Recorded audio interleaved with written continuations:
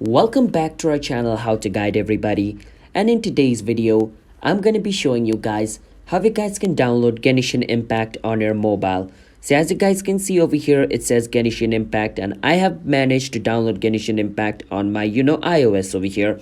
So I'm going to be teaching you guys how you guys can do that for yourself as well. But before starting this video, if you guys are using Android phone, then you guys cannot download Genshin Impact on your Android because Genshin Impact has not yet released their game for Android. It's only available for PC and iOS. But you can still play their another game called Honoko Impact, which is similar to Genshin Impact, but it is not Genshin Impact, alright? But what I'm trying to say is there is a way in which you guys can play Genshin Impact on your Android, but that is a risky way because you need to download a third-party app from like your Google, and basically you need to download their APK folder, and a lot of people have gotten virus on their phone doing that. So I don't want to teach you that method. So for iOS user, it's pretty simple. But before that, just don't forget to hit the like and subscribe to our channel How to Guide. Let's move on. First step, you just go to your app store over here.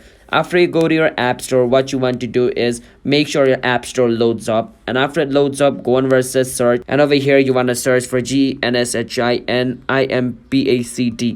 After you search for Genshin Impact, it's going to show over here. So on my screen it says open because I've already downloaded it, but if you guys have not yet downloaded it, it's going to say get. You need to click on get, verify your ID because you need to verify your ID in Apple before you can download anything.